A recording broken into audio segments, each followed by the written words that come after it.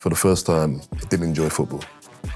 And for the first time, I felt like I wasn't helping my team. I sat down with my surgeon. He basically said, you're going to end up in a wheelchair.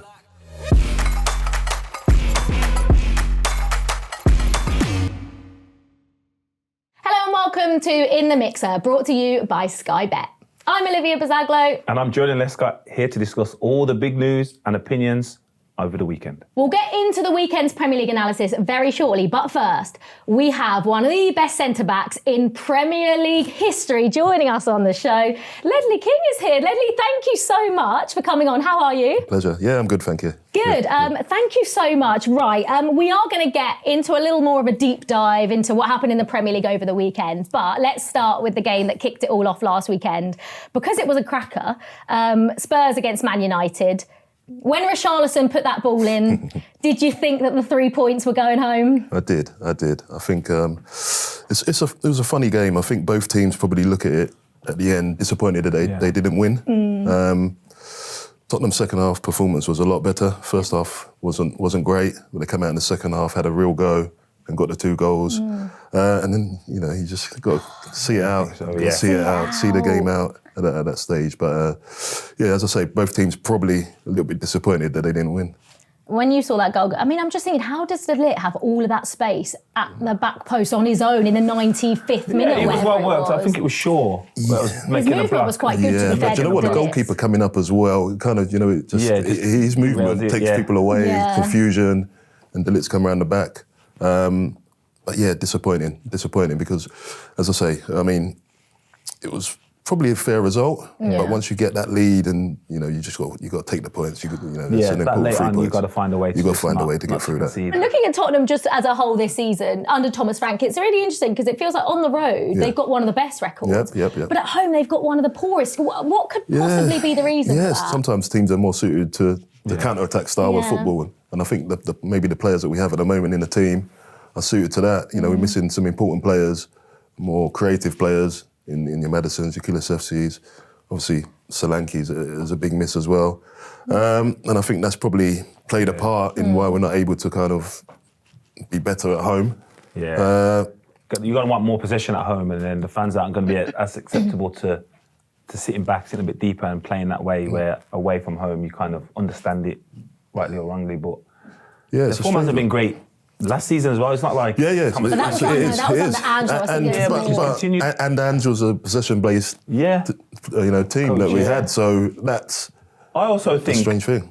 That stadium is so impressive. Yeah. Teams want and enjoy it. Look forward to going to play there. And that's not what you want. Do you know who's got the best record going there? I've never... She's a Chelsea fan. Okay.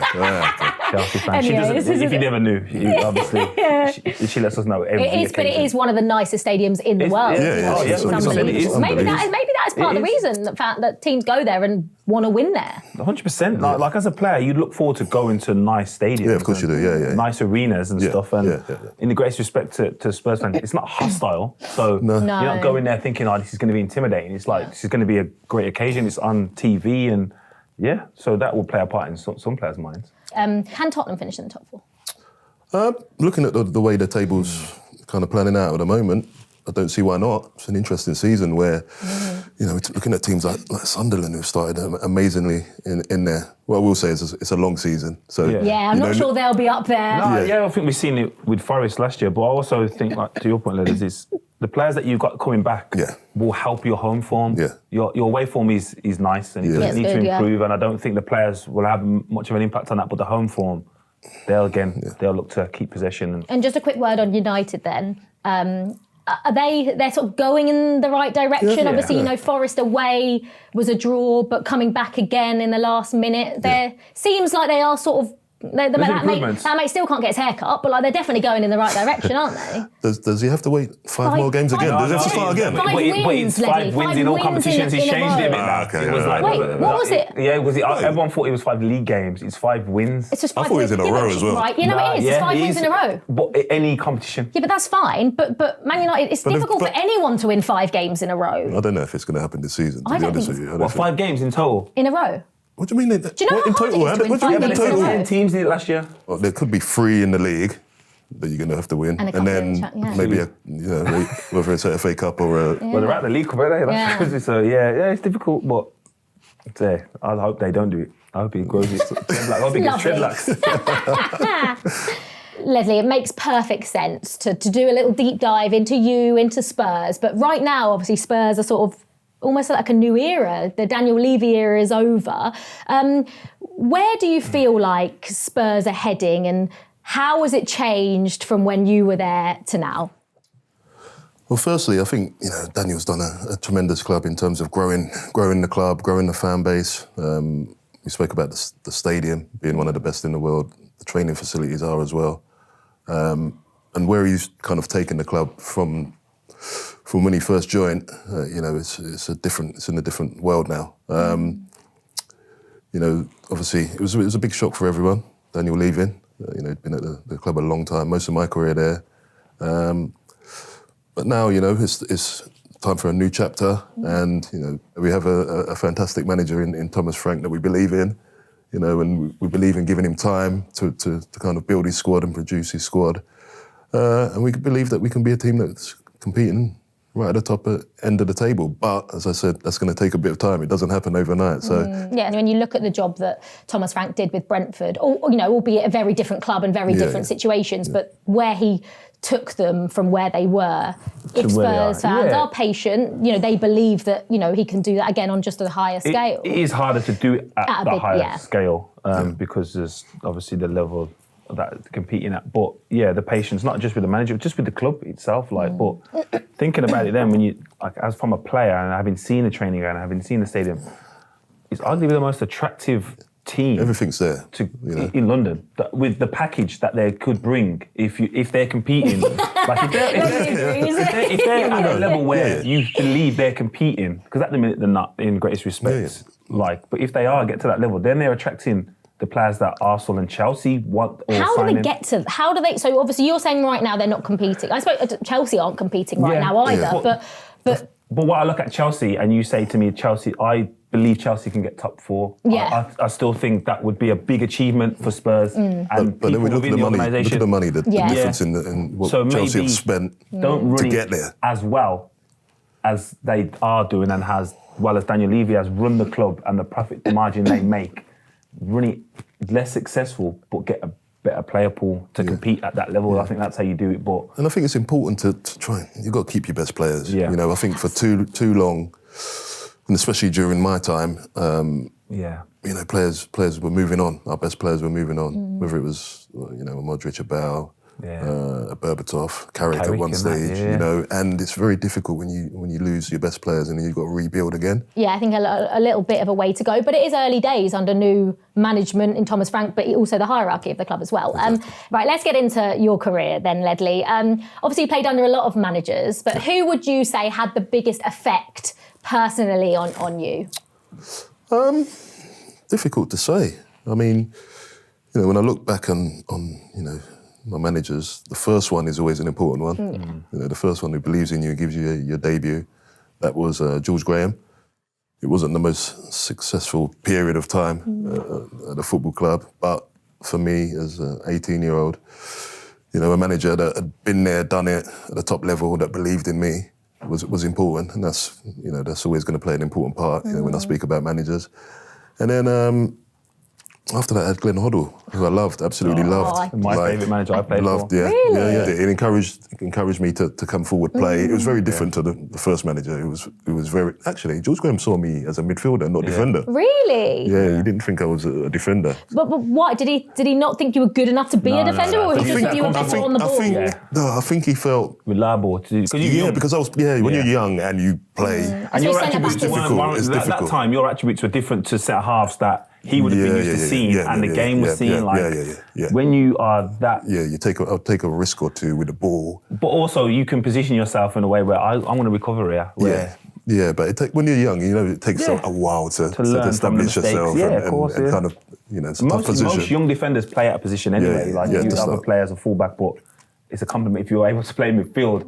Not many centre-halves go and gain experience in there against some of the best players. Funny enough, further later on in my career, England started playing, put me in there. Midfield? Midfield, Game. You and Wayne Rooney No, Rooney was... That's the game. best performance I've seen anyone in English shirt ever. I think he was 18. Do you think he's England's best ever player?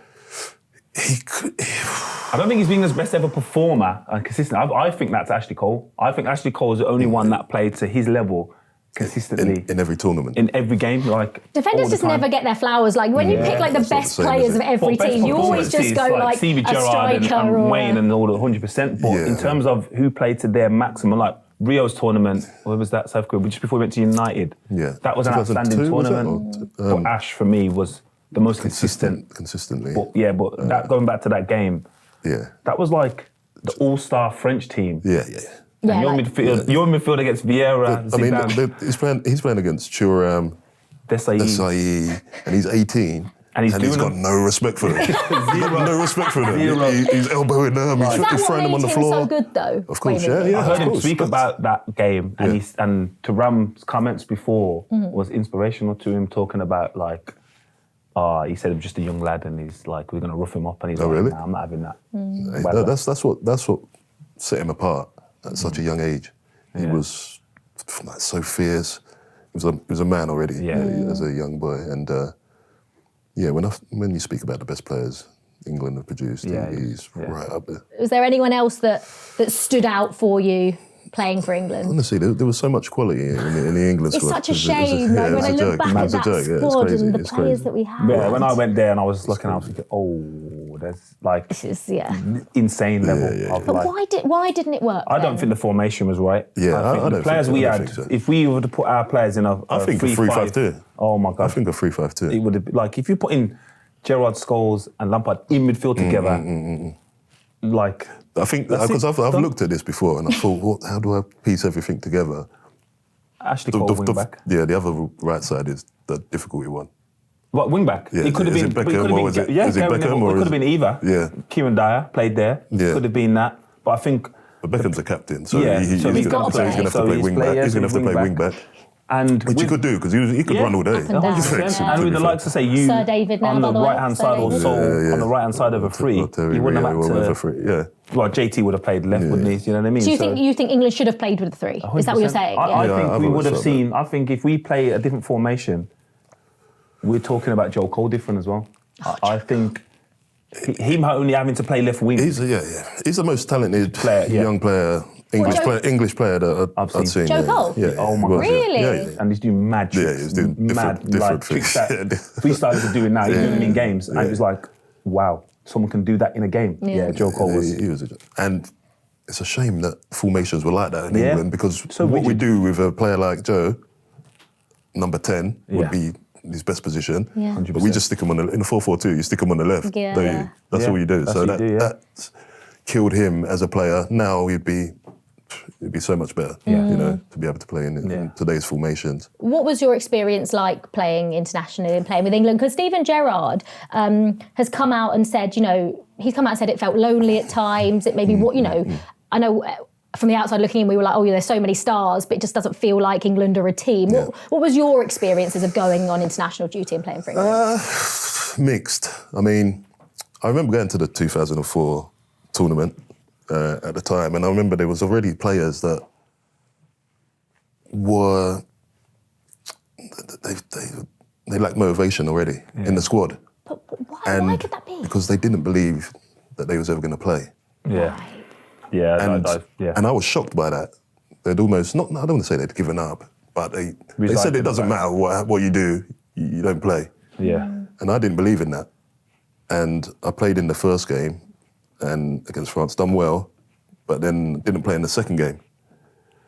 And that kind of told me that, the shirt is not kind of yours to kind of lose. There's a kind of hierarchy. 100%. And that makes it difficult. But my England career was stop-start. I stopped playing for England at 26, 27 because of my knee. Yeah.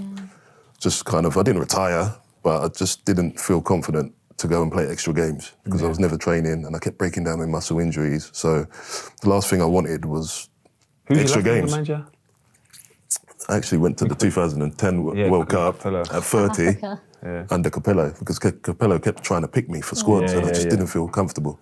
Yeah. But just before the World Cup, I went on a good run of games, felt good for the first time, and I thought, I think I can do it. Played 2 warm-up games. Played against Mexico at Wembley, scored a goal. Played another warm-up game. Started the first game against USA. For 5 minutes into the game, felt my groin. I couldn't bear to bring myself off the pitch because I knew there were so many people saying, "Why are you taking him? Why are you?" So at half-time, I knew I was done. I mean, you managed to last until half-time, even though somehow I managed to cheat my way through the game. I didn't get tested enough that kind of left me on the floor. But yeah, I knew 5 minutes into the game that I was done. But as I said, I just couldn't bear myself. International game? Yeah. How tough was it, Ledley? Obviously, because it was your choice. Managers wanted to carry on taking you and playing you in tournaments. How tough was it to almost understand that maybe your body couldn't do that anymore and to sort of make that decision to sort of step away from? No, I mean, it wasn't difficult because I just didn't feel confident enough to play the games. As I said, I'd play 3 or 4 games for my club, and if I was fit and there was an international break, they'd try and call me up. But I had a period of 3 or 4 games, normally 5 games sometimes, where something would happen. So until I kind of got way past that mark, so maybe 7, 8, 9. You get to 3 games and you're thinking... Yeah, it gets in your head. It gets in your head. And I used to pull like quads, hamstrings, groins, because I didn't train. I couldn't replicate running throughout the week. So the repetition of it, you couldn't build up the duration. Yeah, you don't. You're not getting that strength. I was never running throughout the whole week. I never actually run because your joints wouldn't allow you to run. Yes. So then your muscles wouldn't be prepared to. Exactly. So it was kind of counterproductive in terms of just the same thing kind of kept happening, and there was kind of no way around it. Now the science now. I think I would have been able to play a little bit longer. Now there's underwater treadmills and stuff like that where you can actually have that running motion without putting the weight on your body and stuff like that. So I did what I could, but it was easy because I just didn't feel confident enough to go and play. Yeah, we'll get back on to sort of England again in a second, but I just want to carry on talking about your injuries and how tough it was for you, or like, what was the experience like for you mentally when, if it was your knee or your groin or just there was something. How did you get past it and through it? Did you were managers helpful in certain ways? First and foremost, you've got to be lucky enough to have managers that are going to allow you to do that because even sitting here now, it sounds crazy to think that you can have a player that doesn't train and plays. If I was a manager, I don't even know if I'm allowing it. You have to be good. I think that's what kept me going in the end. It was the record with me compared to without me. It was a big difference. Yeah. And I knew that I had to keep that going. Yeah. Otherwise, what's the point? There's no point in me being there. Yeah. Do you know what I mean? I knew that when I was on that pitch, I had to make sure that we were a much better team. And I managed to do that. But yeah, it was tough. You're captain. You want to be in the trenches with your team. You want to be on the training pitch. People say, have a laugh when it's winter or it's snowing. You're lucky you don't have to. No, you want to be out there with your team going through that. So it was very tough. And you know what it's like when you're injured. You feel like you're letting down your team. Yeah. So I constantly felt like that when you're indoors. The players are going out. I absolutely loved training, probably more than the games. Really? So I don't know if I could have done that just for mentally. I love running around and just knowing you're getting better or whatever you're doing. It's just so that enjoyment of training and that not being able to do that, because I obviously modified my training as well.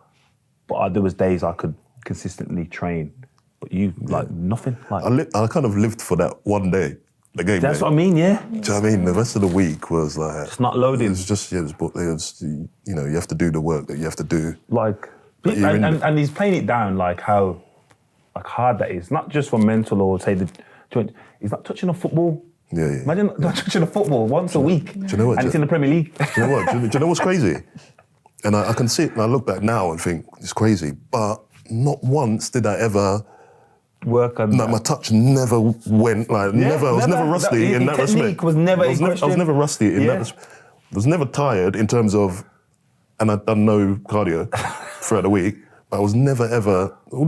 My legs got a little bit heavy in the last 15, 20 minutes, a little bit, do you know what I mean? Yeah. But there's never a game where you're blowing or anything like that. Yeah. Do you know what I mean? It's crazy because once I retired and I had a testimonial, I was out for a year. I was out for a year. I thought, let me just do a little something just to get myself going. So about 3 weeks before I started to do something, and my legs were hanging off. And then when you're tired, you start making mistakes, don't you? You lose control, And I thought, this is the first time I've ever felt this in my body. Like, you know, it's crazy. That is underrated. That not to be able to touch a ball and then just go and play in the Premier League. Like, that's mad. Unbelievable. And when you look back on your time at Tottenham, Ledley, how would you assess it as a whole? And how would you describe that period of your life? I think they're the best days of your life. You know, playing football, and it's funny because you don't really take it in how much you're actually enjoying it. Yeah. I remember looking back at some old pictures when I was on the training pitch, so I must have been pretty young. And every picture, I was smiling and having a laugh and fun. And I forgot what that was like, mainly probably because I didn't train for the last 5 years. But that told me that I was having fun without really noticing it, because you know, it's like you're either thinking about the last game or the next game when you're a player, and you constantly feel kind of under stress. But I must have been enjoying it. So that, you know, I look back and I think, you know, I'd give my left leg, whatever one. No legs would be no good, would it? But I have to give my arm or something. I try to be back playing. But listen, you got to enjoy it as much as you can. It goes quick. It goes quick. What age did you play till? 30. I just coming up to my 35th birthday. Okay. Yeah. Was it body? It wasn't like, it was similar to you. Like, I always had speculation of my knee and issues, but my availability record was my medical. So if I ever moved and people said, "Oh, you got a bad knee," my knee. But if you scan it, don't stop you playing. You're going to see that it's bad. I know it's bad, but my ability to be available was the medical. Ledley, how old were you when you retired? I know you said stepping away from England, you know, that was actually an okay, you know, not easy decision, but a decision you knew your body couldn't do it. But how was the decision to eventually retire? How tough was that to make, if it was tough? Yeah, it was, because it was 2012, but funny enough, the first half of the season, what's that? I didn't think it was that 13 years. Yeah. The first part of the season, I felt as good as I'd felt in a long time. Really? It was strange. I felt I was doing well. I think we played 11 or 12 games and not lost any that I'd played in. I was feeling so good, in fact, that I was training the day before a game and the goalkeeper, I had a clash with a goalkeeper and my knee just blew up. So I was out the next game. Was out for about 3 weeks and ended up taking fluid out my knee, just taking loads out, because we was playing you guys, City. It was a big game. You were first, I think we were second, And I had no business really playing, but took all the fluid out and come back for that game. You were 2-0 up. You scored, didn't you? Did you? Yeah, I did. It wasn't a great finish, but it's a goal. Doesn't matter. They all count, doesn't it? They all count. You were 2-0 up, we come back to 2-2. Yeah. And then I gave away a penalty. Balotelli. And really that was the beginning of the end for me, because my knee never felt the same after that injury that I had during the season.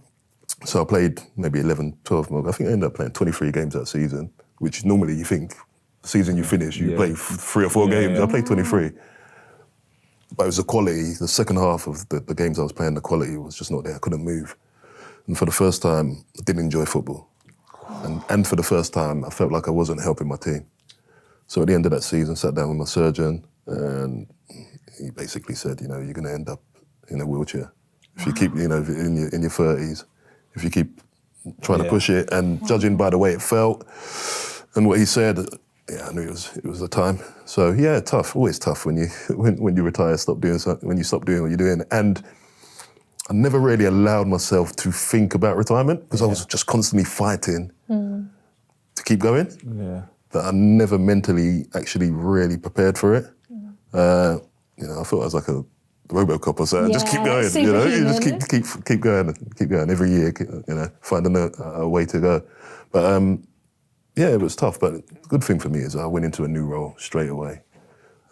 Gave me new responsibility, and I've not really looked back since then. So it's been pretty smooth for me. Who was the manager at the time? I finished with Harry Redknapp. Did you? And it was his last season as well. Oh, so and we finished fourth that year. But we didn't play in the Champions League because... Sorry, blame Didier Drogba. Blame Didier Drogba. Yeah, so maybe I would have tried to stick around if we was in the Champions League that year. But do you actually, no, you don't think that You don't know, yeah. I don't think so. I mean, Harry left that season as well. But would he have left if Harry didn't leave? You're staying on. He's finding a way to keep you around. Yeah. Maybe even just being a part of the, not even playing much, but just being part of the dressing room. Oh, I feel bad now. It's our fault. Yeah. We mentioned this France team, obviously, when you played in midfield. Let's go back to England. And Thierry Henry, obviously widely regarded as the greatest Premier League player of all time. So he's come out and said you were the best defender he's ever faced. Funny enough, someone sent it to me yesterday. Ozzy Ardiles sent it to me yesterday. Oh, did he? What did he say?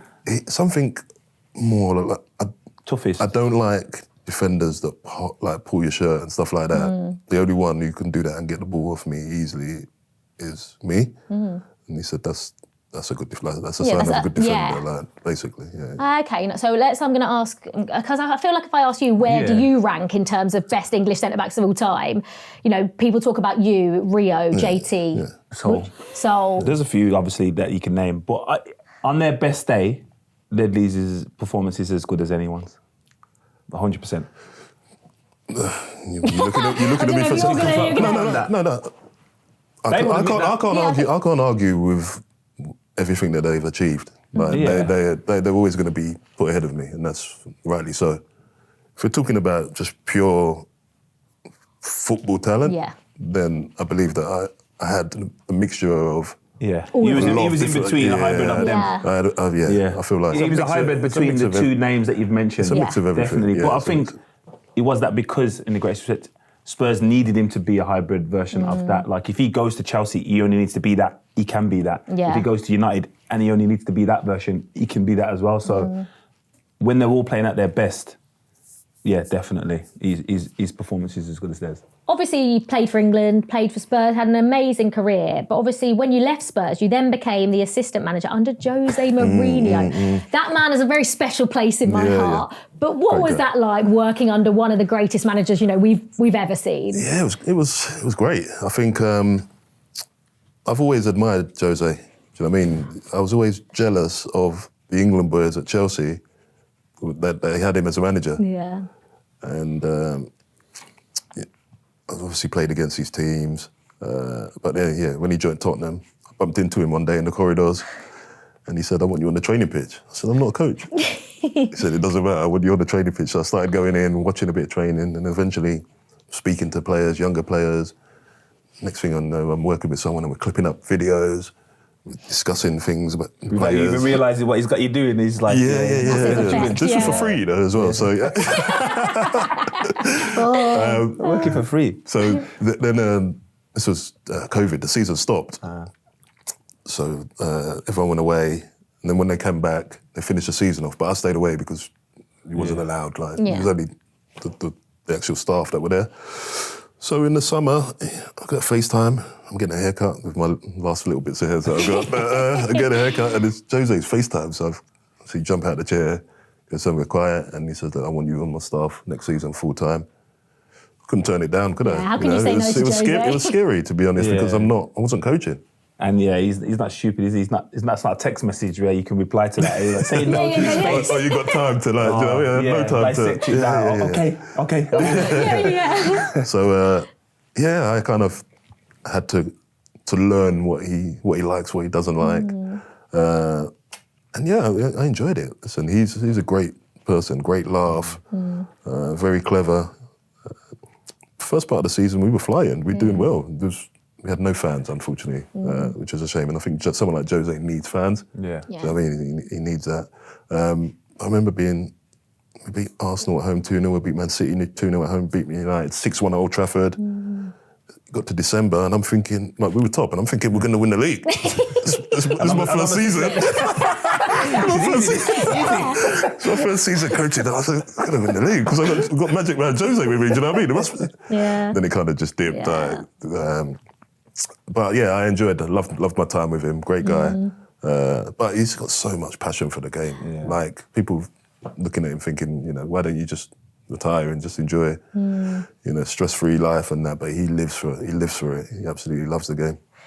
Is he? I hope the answer is yes, because I've actually never met him. is he what he's like, what we think he's like, that charismatic? I'm talking early stages Chelsea that we all fell in love with Jose. Is that what he's like? Yeah, he is. He is. He definitely is. I mean, he's got stories for days. Like, and he enjoys telling them, not just to like staff close to him. Anyone at the club, can sit down with him and he'll he's talk to them. approachable. My brief encounters with him is like very approachable. Yeah. Like he's not like for his stature. Like when he's talking to you, he's talking to you. He's not like distracted by anyone else that's going on. It's like literally, I'm speaking to you, and that's an impressive trait to have. Because there's also big people that are just like, hi, hello, and then shake your hand and look away. But he's like eye contact and stuff. So it's a good guy. Yeah. And just finally, have you got any plans to step into management yourself? I mean, it intrigues me. It's always there. Yeah. It's always there. You got all your badges now? No. Wait for Jose to give him that ball again. Jose, FaceTime me. Don't need that. No, I'm joking. It's one of them that when you go into it, if you go into it, you got to be all in. Yeah. Do you know what I mean? You can't do it by halves. And I realise that having that season lets me know how intense it is. But it also lets me know that if I'm going to do it, then I have to do it properly. I've got to go strip it all back and learn from the bottom. I don't know, I don't agree with that everyone should have to go and learn it from the bottom. I think that there's certain things down there that you're going to learn. But also, you can get a team that have experiences in that. Yeah. Because if you just want to get a job coaching or managing, then but I think if you really want to make yourself as good as you can be, then I think it's important to kind of get them foundations, and learn from the bottom, make mistakes, and I think that will give you the best chance. For me, it will give you the best chance moving forward, rather than someone at, say, my age jumping in at the top now. No, but it's not necessarily the top. It's just at a level where it's like it matches your understanding. Like I've spoke to coaches now that are in the game that have played at the elite level and find it hard to understand that players need to be told 3 or 4 times. Elite players said, I'm saying but you was the best at what you did. So if a coach said to you, do this, you knew, I'm going to do that, and knew when to do it, when not to do it, where you're having to tell players that aren't on that and go, I'm going to tell you again next week and next week. And it's like they find it hard to understand that side of it. So and I know what you're saying as well, because if I was to manage, my part that intrigues me is how do I get this group of players functioning and all believing and coming together. Yeah. And you're right, you get a team around you that are better doing the other side of things, that can share your vision in terms of putting on the sessions and getting what the players need out of the sessions. Yeah. Do you know what I mean? I'm just talking about the kind of the full package. Yeah. To be able to do that. But delivering messages like that, I think there's a level you have to go to be able to deliver. Obviously, Ash as well. Yeah. Like his delivery is so impressive. Having known him as a player and thinking you're never going to go into coaching, and now I've seen him coach and hearing him coach, he's so impressive. So it's funny how so many players that you never thought would go into it, they do. Yeah. You never know, do you? Ledley, we obviously spoke about one last-minute goal that came in the Spurs game, but let's talk about now some other games across the weekend that have just gone. Because Arsenal, flying high at the top of the Premier League, I actually said this game was going to be a draw. Sunderland were very, very deserving of their point and that goal in the last second, weren't they? They was. They've started the season really well. I think they've set their stall out early, and I think people know now that Sunderland are a good team. Did I expect them to? I still fancied Arsenal to win the game.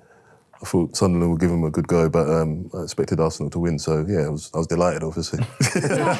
We all were actually. I think it was a general consensus. Yeah, but my prediction was with my head. Always with a heart. I mean, it's Arsenal and Chelsea, only heart predictions. Is that fair to say? Yes. Have you played at the stadium? Right? Yeah. It's tough. Played there. It's spicy there. Yeah. I think looking at them this season, any team that goes there is going to struggle. Yeah, that stadium and that atmosphere is real. They're aware of how important they are as a fan base and as a stadium. So Yeah. And they obviously, when we looked at Sunderland, they brought in a lot of players. They really backed Regis Labrie, and we were thinking, oh God, is it Forest from a couple of years ago where it's too many? But I mean, one of them is Granit Xhaka, and you could argue signing of the season so far. He's been absolutely unbelievable. Yeah, I think it was a bit of a surprise when he, joined Sunderland. I think he's only 33. It's not as if he's. Wow. It's not as if he's 36, 37. Yeah. He's still got, plenty of years left in him. But his experience has been valuable to them, in terms of he's a winner. You can see that about him. He'll know when to kind of try and calm games down or take the sting or push. And I think he would have been really important to that dressing room. When you're a team and you see someone of his stature come into your football club, it gives everyone a big lift, and you want to perform. You want to show him that you're a good player yourself. So he's been great for them. Yeah, and Arsenal's obviously defence have been absolutely brilliant so far this season. They'd only conceded 3 goals. I'm not going to lie, Ledley, I was getting a little bit worried that Chelsea's 15 goals in a season was going to be beaten. Luckily, they conceded 2 against Sunderland. So you're not worried anymore? No, I'm a little less worried now. They've 10 goals in 27 games is what they can concede if they want to match it. Do you think that record would... 10 goals in 27 games? Yeah. Yeah, I think they concede more than that. Yeah, I think so. Do you think that record will ever be broken, that 15 goals in a Premier League season? No, not with the way the teams defend now. The stupid high line on the halfway. Everyone's just standing on the halfway line and just saying, "Go on, have one-on-one with the goalie." I just, it baffles me that the game's too expansive now. Yeah, I just don't know why. It's difficult. As coaches, we ask, or they ask defenders all to defend the same way when they don't ask all forwards to attack the same way. Like, if I'm a quick winger, good at dribbling, like, you're given a license to do what you're good at. Yeah. And then the opposite winger does something different, where as a defender, it's like, no, we're all going to play here and we're going to race. What if my strength is delaying and 1v1s and all the stuff? It's like, you get some managers that come in and that's all they want to do. Yeah. We want to stop on the halfway line, or we're going to do this. Insane. Where do you think this partnership of Gabriel and Saliba sort of rank? Because they have been, as a pairing, unbelievable. And, I think Jamie Carragher came out recently and were like trying to, say what's different now and how centre-backs compare now to sort of back in your day. Where do those two rank for you? And would you put them as, up there as, say, I don't know, and whoever, you and Sol, for England? Not me and whoever. I think it's more, you got to look at the winners. They're the ones that are going to be ahead. The Vidic and the Rios and the Terrys and the Cavallios or the... Companies Vincent as well. Yeah. You play quite a bit with it. You've got to look at them partnerships, and they're not. I don't think they're there yet. Yeah. They've got to win a little bit more, but they complement each other well. Yeah. Saliba's. They're both good with the ball. I think Gabriel's a little bit more. Bit more aggressive. He's a bit more aggressive. Saliba's more of a pick up the bits around. Yeah. But they've definitely got a very good partnership going on at the moment. Yeah. And their lead at the top has been cut to 4 points. The Manchester City, Ledley. Buzzing it, yeah. Huh? Buzzing. I just want there to be a title race, guys. I am. Exactly. Nah, there will be a title race. So I think there will be a title race now, but Ledley, the way, I'll come on to you in a second, because obviously City are City, but they just look like, I feel like Pep's in this mood, right? And it feels like once Pep gets going, City are on one. And it feels like that, I don't know, they're just going up and up and up. I mean, I kind of kept thinking that last season where you think, and then they surprised you. It was an interesting game because I wanted to see who's going to be that next team that's going to really, try and compete with Arsenal. And I'm quite glad it's City because I think that's probably the last team that Arsenal want to be chasing them down. Obviously, Arteta's been around Pep and that City. He'll know the players. He'll know that. He won't want Pep chasing him. That pressure, that City team have been there, done it many times. Yeah. They're probably relishing it now, looking 100%. At it. And I'm sure Pep will be because after last season, he might, I don't want to put words in his mouth, but he might have doubted himself a couple of times through, am I doing the right thing? Can I still get my message across to the team? But now, I think the excitement in him winning this league might be his best achievement. I think, the transition, achievement, I think, like, making the transition between squads and players and all that stuff and changing the style again and not just new signings, but bedding in, change people's positions. Like, you've got 2 number 10s as your fullbacks. He's got last season, he's gone from 4 centre-halves the last couple of years to now playing midfielders there and just the evolution of his strategy. I think he enjoys that more than other people see it as a chore. He's like, nah, bring that on. Yeah, and I think obviously we've seen him play so many different ways already this season, especially against Arsenal at the Emirates. And looking at the top four as well, it still does feel like, because it feels like everyone else, I think Arsenal and City are probably going to run away with it in terms of that'll be the title race, I think, now. But it does feel like top four is really up for grabs. No team is really putting together any consistency. I still think Liverpool are favourites to be in the top four. Probably, but their form right now suggests not. Yeah, I mean, no, you'd still say they'll finish in the top four. Do you think they're definitely out of the race now? I don't think they're definitely out of it, but... Tough. Yeah, it's tough. They've got to win it all, and Arsenal and City have then I got don't to think draw. Arsenal lose the games that they need them to lose. I think Liverpool can go on and win games and go on a run, but I don't think Arsenal are going to say now lose, 4 games would it need to be or something like that? Yeah, 8 points off Arsenal. Yeah, it needs to be 3 games and then win. I don't see that happening. But Ledley, I just want to get your thoughts on the disallowed goal, the Van Dijk header that Jolien has explained. Changed my opinion. Yeah, so I personally am going to put it out there, I think it should have been a goal. Yeah. But what were your thoughts when you saw it? It's one of them. As a defender, you're trying to clear the kind of the box to try and hopefully catch someone offside. Yeah. So when you do it and the player's in there and he doesn't touch it, it kind of, it's like, what have we done? We've made this movement for nothing, so to speak. I think the goal should have stood. I just don't like the fact that from a defender's point of view, that if you play in to catch someone offside and you do that. Yeah, it's a skill. It's not recognised as a skill. Yeah. There's no, and it's killed defenders in a way now. When you have that kind of not interfering now, innit? Yeah, as a defender, you step up one thing and then something else happens over the other side. So I'm leaving him, but someone else runs. Something else, and it kind of... Yeah. And I kind of always normally on the defender side of things. No, I'm changing my mind. I think it's fine. I'm fine with it being disallowed. You're fine with it being disallowed? Yeah, I'm fine with it being disallowed. At first, I thought it should have been allowed, but then when it was explained to me that, yes, you're allowed to be in an offside position as long as you don't interfere with the run of play. And he does interfere by ducking. Yeah, I think he's... Yeah, if he doesn't duck, it hits him and it doesn't go in. So that's why it was disallowed. I think he's doing enough in that position to cause a problem. So that's an advantage.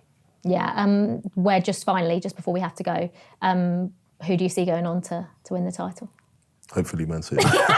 I thought that might be your answer. Ledley, me and you are on the same page. Jolien? I hope City as well. Yeah. Well, one thing is sure, I think we have got a title race on our hands. But let us know how you think this title race is going to go and our Manchester City back. Let us know in the comments below. And if you've enjoyed the episode, don't forget to like and subscribe.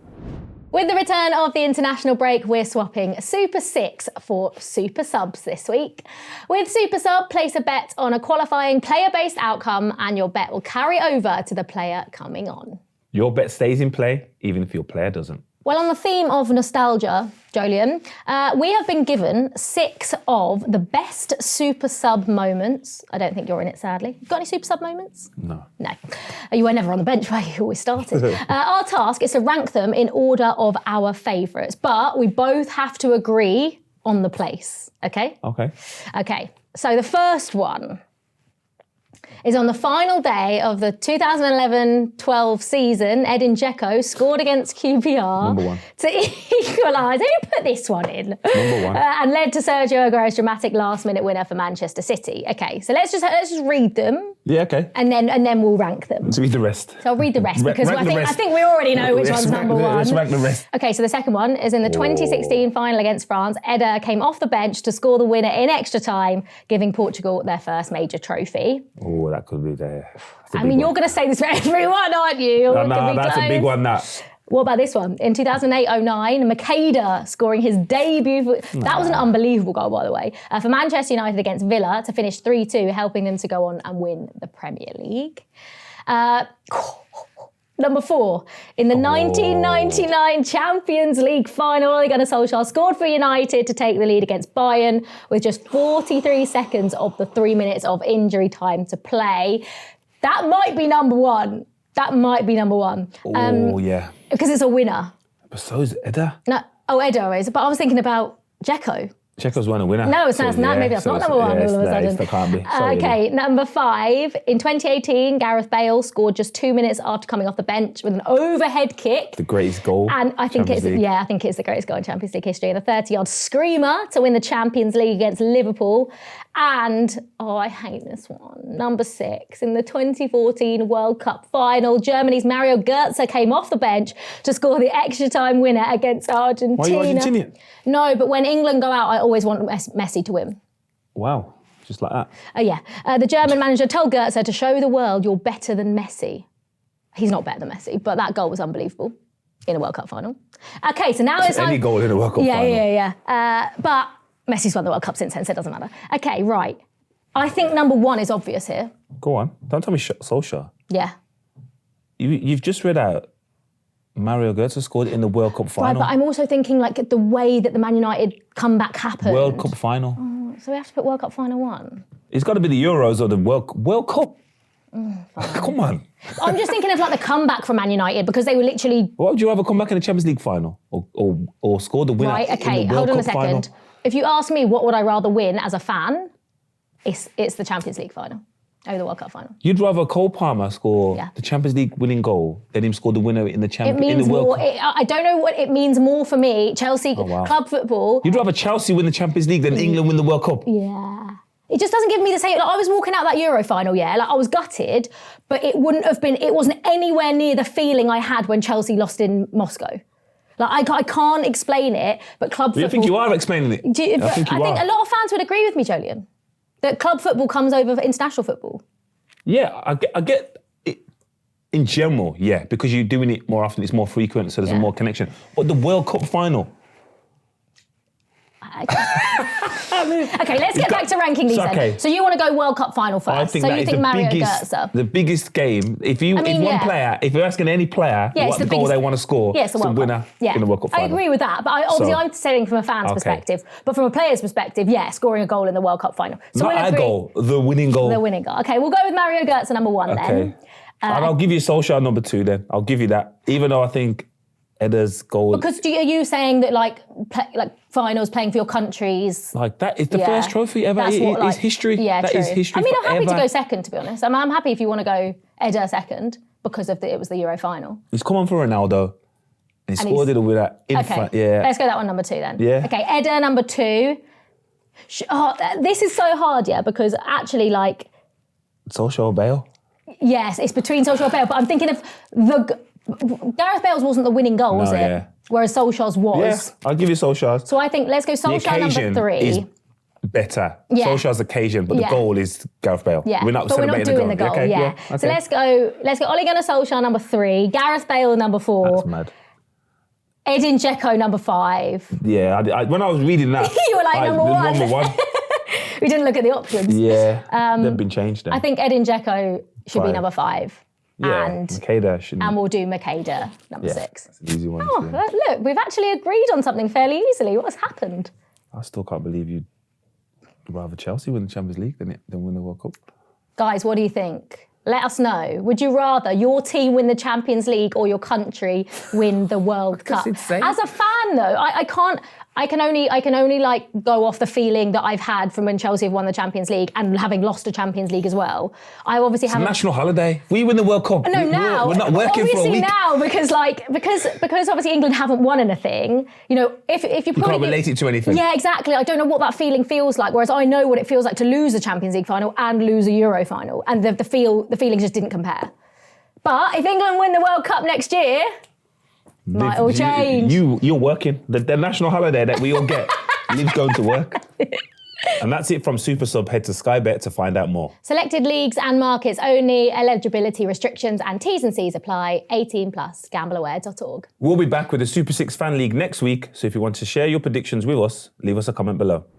The biggest thank you to Ledley King. Ledley, thank you so much for coming on. It's been an absolute pleasure. Make sure you keep an eye out for Guess the Player, where Jolyon and Ledley will go head-to-head, and it will be released later this week. Thanks again, Ledley, for joining us. Always thanks to you, Jolyon. And thank you to everyone watching. We will see you all next time.